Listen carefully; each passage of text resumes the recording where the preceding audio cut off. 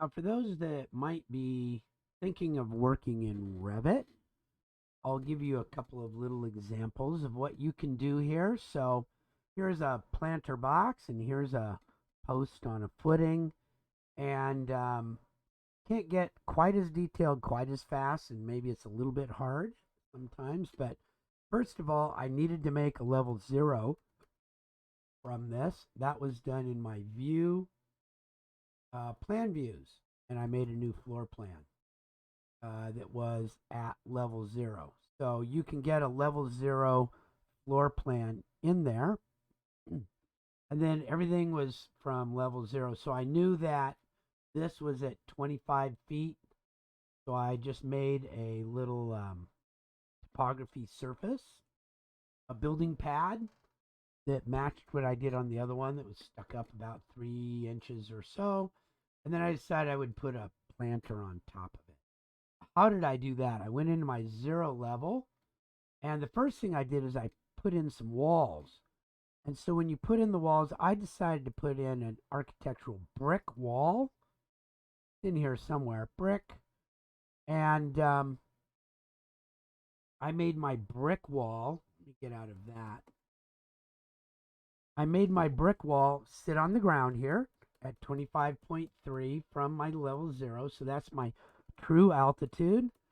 And I made it unconnected. Unconnected, go up 2 feet. So that's a 2-foot tall brick wall. Okay, and then for my top cap, I wanted a place where somebody could sit. So I wanted to put a little top. Oh, I got rid of that. You ever done that before accidentally? That's user interface. And that's my properties. There, now I got them back. So this thing is, I made it a basic generic 6-inch masonry. And I stuck it on top, 27 feet 3 inches. And then I actually just adjusted its height from my 3D view. I could have made it anything. I could have made it 2 inches tall. Okay, so that would have been a 2-inch thick piece of top cap, whatever you want to make your top cap from. And then down below here, that's like a piece of concrete down below. So to put that in, I went to structure. There's a new one, and a foundation. And I could make all sorts of different foundation sizes, but I made one.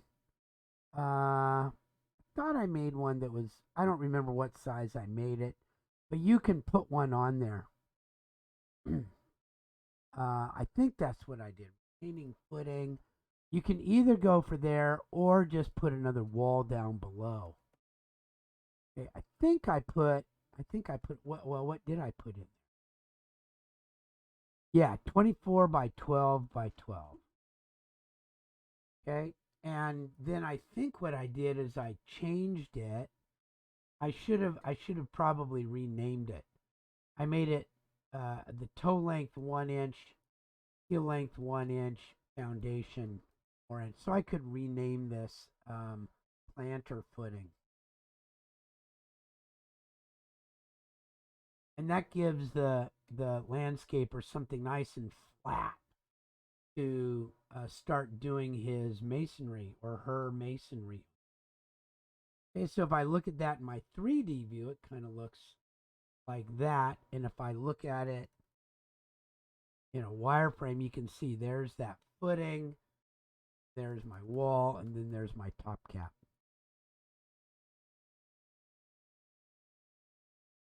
Okay, but then I wanted to do another thing. I went back to my level view, and you'll see that I hid something here. Look at my hidden views. I put in what's called a section right through there. Okay, and you do that, and I hid it later on. You do that view, section. You just show where you want your section to go, and it makes it. Click. And it makes a new thing down here called section. So let's see what that section looks like. And you can see it's got, you can adjust the window of it. Now I'm going to turn that window off.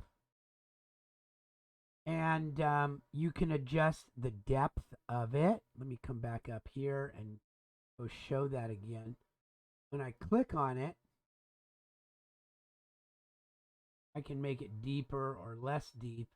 I don't want to see all the way back, so I'll make it just go a little ways. And that way I'm just seeing part way through it. And then I wanted to be able to, I should have made this one go the other way. I think I want to change that to a diagonal down. See, that'll look better. See how that looks better? It doesn't match up with these. So I've got two things. I've got an area of pea gravel, and it's just a detail. So I put in a detail item. That's for my annotate. I put in a region and another region. And I said, okay, fill it up halfway with pea gravel and then halfway with planting soil. And I identified this is my concrete footing. This is my brick pattern per the client. Let the client pick what the brick pattern would look like and top cap. And I put some basic dimensions on there so that somebody could see what's going on. And this is my original earth, and then this is my building pad that I made. And then, because I wanted to show even a little bit more, but this is how you would put a detail into Revit. And I wanted to call it a little bit more, so I wanted to zoom in on this area. And that is called a call out. And so you can make a call out and it makes another view. And in that view, I labeled a couple of things. I wanted to show that I needed to be able to cut in for an irrigation penetration so my pipe could come in about 10 inches above my gravel. And then I would have a distribution pipe underground that would hook into that so that I could water easily from one spot. And then below, I want that water to be able to drain and not just drain out the bottom, but I wanted to maybe have half-inch drain weeps. And so this is where you would put the drain weeps in so that this doesn't really just stand up full of water. It has a nice, easy way to get out. And it can drain this area. So that's called the call out. And these are just regions that I made just to show that. So that's a way that you can work with Revit in some simple ways. And then I also put in this post, and I'll show you what that was. That is a rectangular column. Here it is. And that can be hard to put in. Sometimes it's hard to set where it is. And you have to go find it later on and then set its dimensions. The base is 6 inches above my original base, 3 inches above that, and it goes up 8 feet. And then I put this is a piece of, I just made it a floor. I just need a piece of concrete there for it to sit in. And then I would again put in my little details to show how this is attached. Now, a lot of places, they just actually sink that in so that this would actually go in maybe a foot. So it would go 24.5 feet. And you wouldn't see it unless you put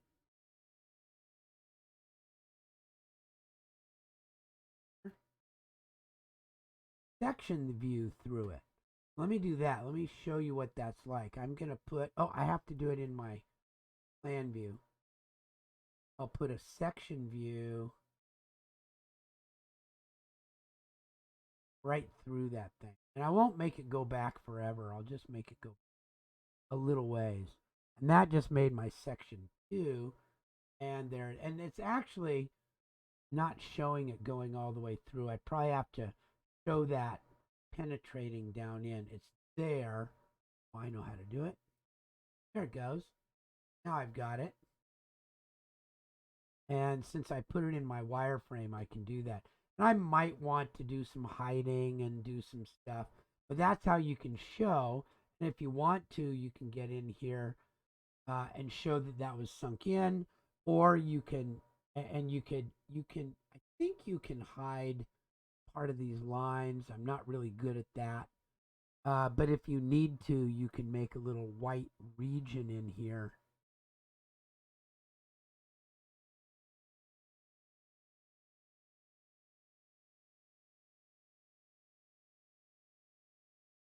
And you could make that, instead of a solid black, you could change that to a solid white as an example. Duplicate it and call it solid white. So this is a little bit more complicated, which is why often people do that original work and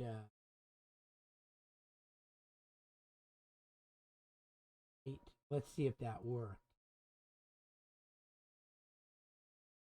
There we go.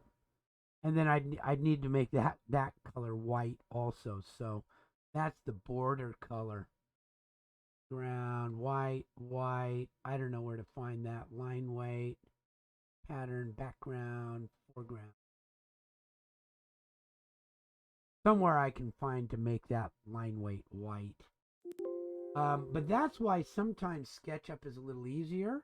But if you want to start learning Revit, you can learn a lot of these tools, or you could just go into a drafting view and create this as a detail. That's often what's done in Revit. Some things need to be really shown, and some things don't when you're into Revit.